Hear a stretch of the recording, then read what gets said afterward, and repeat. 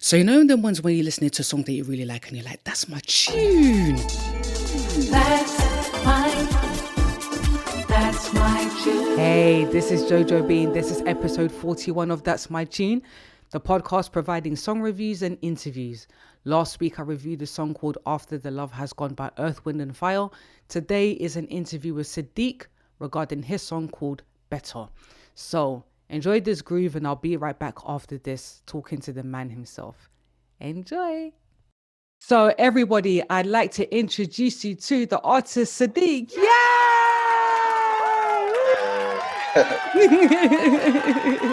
Thank you. You're welcome. How you doing? I'm good, thank you. How are you? I'm good, thanks. I'm good. So let's get into it. So you've just released your song Better. I'd like to know what inspired you to write the song. Well, the song was written. Yeah. The song's quite old, actually. I created a song 5 years ago. Okay. And I didn't know exactly what to.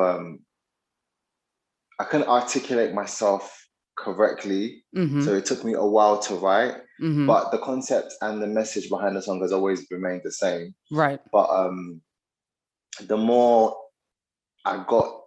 The more I started experiencing life more, the more I was able to write what I wanted to say. Okay.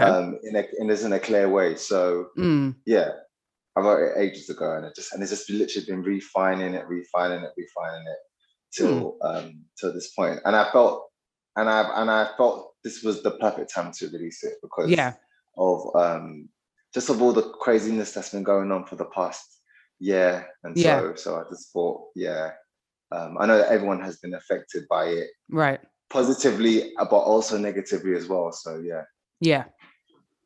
Okay, cool. So what life experiences did you go through that helped you to articulate and refine the song? So basically, I when I first wrote the song, it was a pivotal time because I was actually working full time at 9 to 5. Right. And I decided to quit my job to focus on doing music full time. That was like 5 years ago. And I mean, as you can imagine, it's for me at that time was a really big risk. Right. And I just wanted to step out in faith and do that. And obviously, sometimes when you do things like that, you come across certain challenges and whatnot. And that was kind of like what inspired the song and the message. So yeah. Okay. So do you feel like you making that sacrifice, you taking that risk, do you feel like it's paid off for you?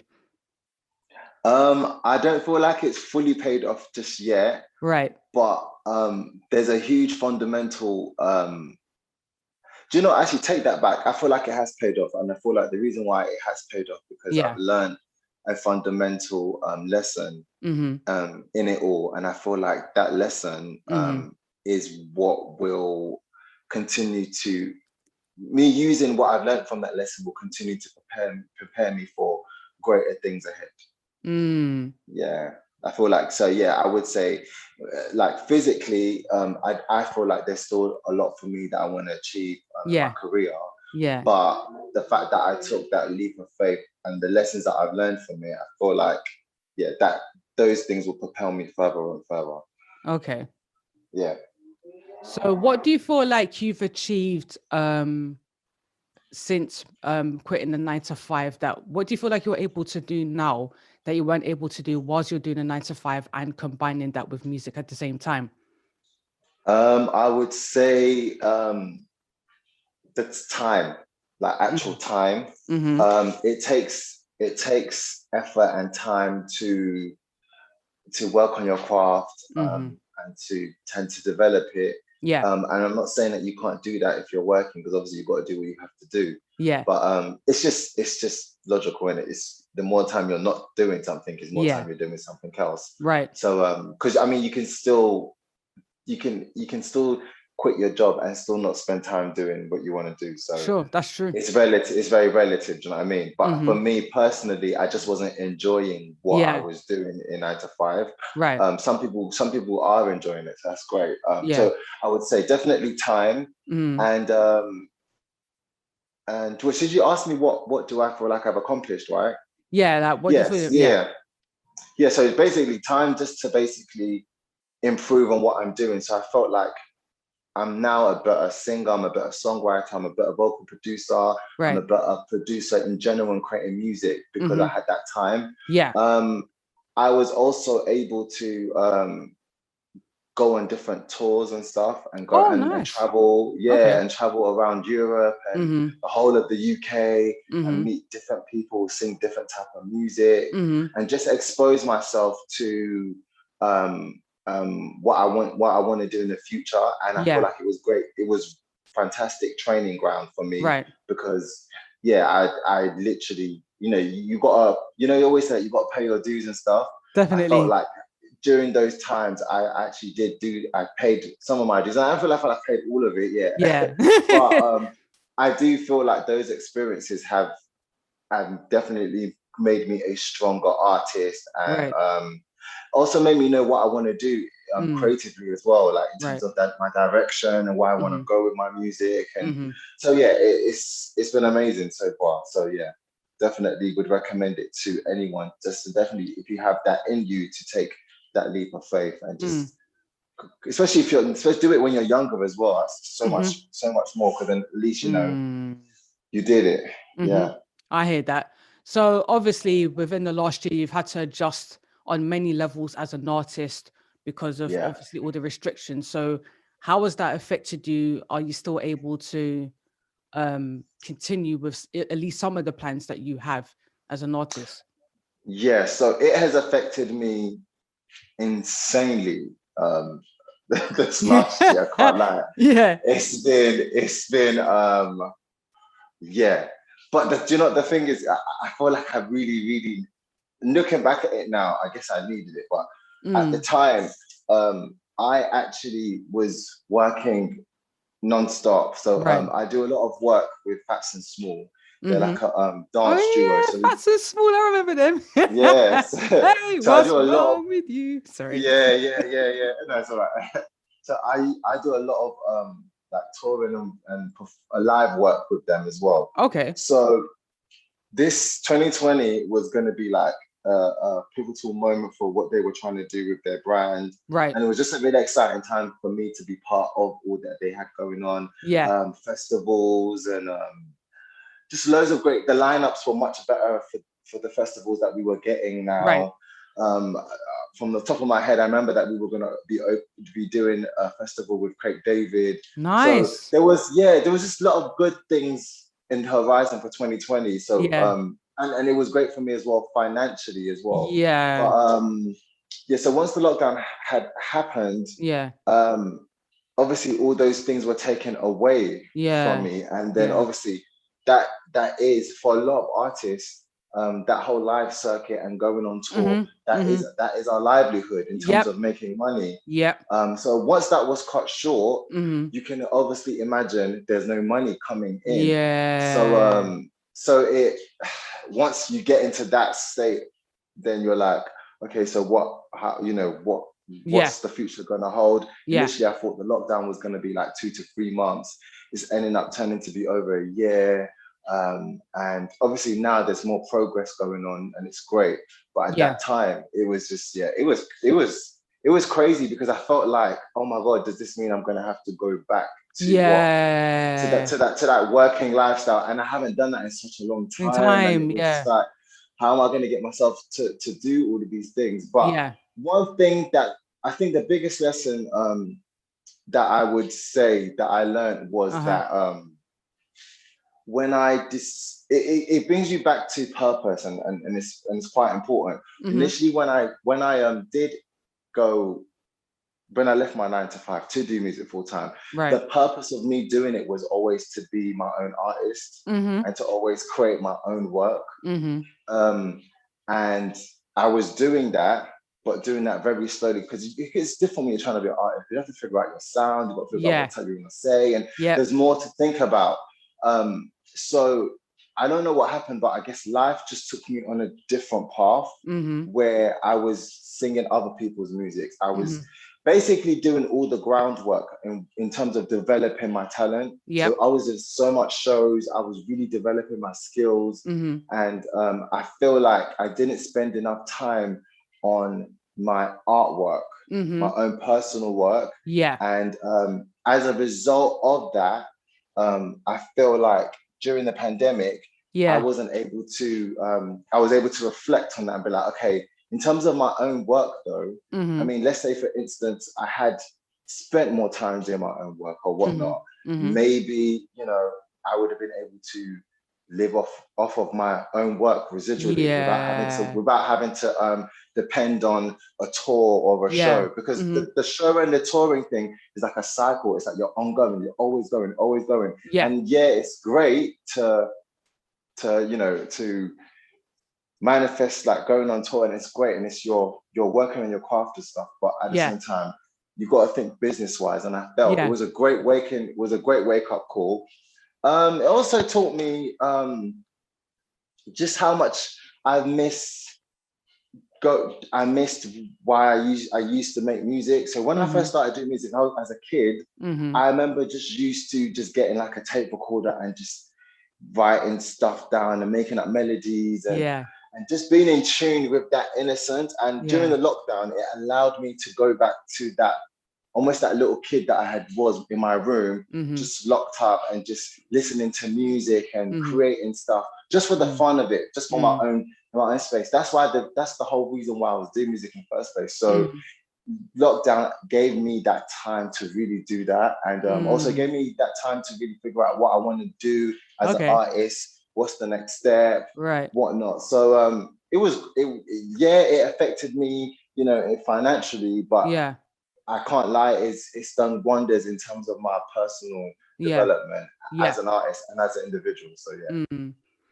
So a lot of people have been able to take stock and reflect during this time, you know, not just artists, but in general. It's given us, everybody, the space to just 100%. slow down and be like, okay, instead of the usual rat race, get up, go to work, do this, do that. It's like, okay, what's actually going on with life here? Do you know what I mean? And just sometimes the path you're going on is fine. Sometimes you might need to configure everything all over again. Do you see what I'm saying? 100%. And you know, it has been in a good way to, But I'd like to know, like, how did you get to meeting Phats Small? How did that come about? That was just random. It was just random, and that's another thing as well. Like, with what I would say with everything in, not only within music but just in life in general, I just feel like if you decide to do something, it always seems a bit scary to me. Like, oh, how's it gonna happen? How's it gonna happen? But funny enough, this is part of the lessons I've learned from since I've done that. Is, I don't know, things just start to, something random just happens, and just it's like, and then you look back, it's like, oh, that must be like God. That just must be God. And the Phats Small thing was kind of like that, where they got in contact with me through Facebook. Wow. Because they saw a video of me performing on YouTube, and they couldn't find who it was, and I don't know what the whole story was, but anyway, they managed to find me on Facebook, and then ever since then, it's just been a great working relationship. We did we did one album together that hasn't been released. I'm not too sure what's going on. But even that experience in itself, just making music, and making that type of music as well, because it was more like it was soulful, but it was like dance music, but very soulful, and it was like dance pop soul type music, and I'd never. I mean, I love that type of music, but the producers that I work with don't usually do that type of sound. So it was just interesting being with someone who is very professional. He's sold quite a few records, and you know, he's got a following, and he's got loads of experience as well. So that was it was a great experience, and that's how it happened. It literally just happened randomly like that.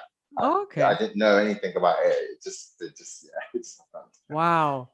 Because I only remembered that single, I think it's called Got to Turn Around or something. I just call Yeah, it Hey, turn What's Wrong around. with You? Yeah. Do you know what I mean? Yeah, turn Like, around. I just want to be like, hey, what's wrong with you? That's like, Yeah, and me and my friends would yeah. just sing it to each other like for fun. Do you It know was what's so such a crazy? fun Because song. Uh-huh. I know this. I always knew the song, but I didn't know who they were. So Oh, okay. Yeah. when they messaged me, I was just like, I don't know who you. I don't know who these people are. Then Yeah. they told me that they did this song, and I Yeah. clicked on the link, and I was like, oh Oh, my god, it's snap. this song. Yeah. Yeah. And what's so crazy is that the song is really really old, Yeah. but every time we go to a venue or whatever happens, as soon as that song comes on, Yeah. Yeah. everyone just goes mad. Yeah. And it's just so crazy how important it is as an artist to have good music that Yeah. can last long, Mm-hmm. because that song came out in the 90s, Yeah. and it still has the same effect Facts. on Yes. people. Yeah. So yeah, it's just being able to perform that and seeing the reaction of that to like 12,000 people all at once. Yeah. I can It's amazing, and it imagine. makes you realize that whoa, this music is way bigger than just me being in South London. Like, this is a whole world of people Yeah. that just love music, and it just Yeah. makes you see things in a different way. So yeah, it was a better Yeah. experience, man, Oh, definitely. that's dope. Yeah. Okay. So do you have any more projects coming out this year? I don't have any projects coming out this year, but I definitely do have more songs coming out this year, and they won't be anything like Better. Okay. So Better and the other song Shoot that I released together, Right. they were just songs that, like I said, are quite old, Mm-hmm. and I just felt, just me as a human being, I Mm-hmm. felt conflicted dropping just any other song, Right. and I wanted to really address what I was feeling, and also what I know a lot of people are going through but might not be showing it on social media, because Mm-hmm. like social media, everyone just likes to post what's good, and maybe not. Yeah. Some people are jobless out here. Some people, there's so many things that's happened during the lockdown. Mm-hmm. Like, people have gone through divorce. People, Right.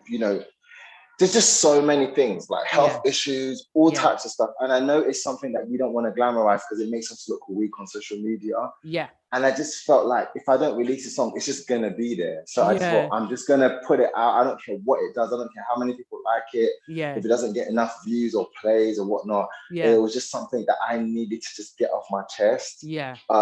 So that's why that came out. But the other songs that are coming out are definitely R&B, but it's gonna have mixtures of all types. I mean, I'm a Nigerian kid that was born and raised in Southeast London. Okay. So it's gonna have some R&B, but it's gonna have UK elements in it. It's gonna have a Yeah. bit of Nigerian flavor in it. Yeah. So there's gonna be quite a few things that I'm gonna drop. It might take a while for people to understand it, because Right.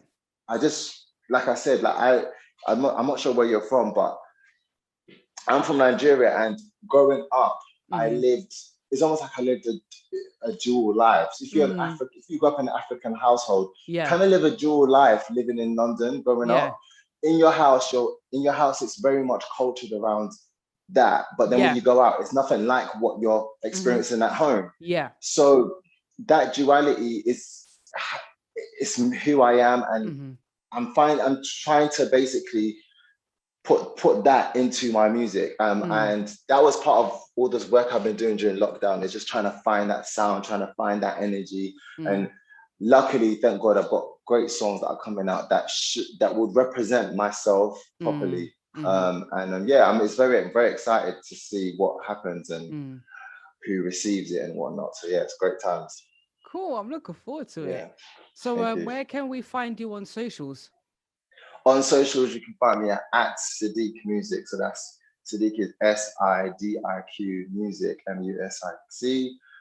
That's all my socials. I'm active on social media, but then sometimes I take breaks. Yeah. Sometimes I find it a bit too much. Yeah. But one thing, if you are gonna follow me, one thing is guaranteed: I'm gonna continue to give music out. Yeah. And just provide great content. So yeah.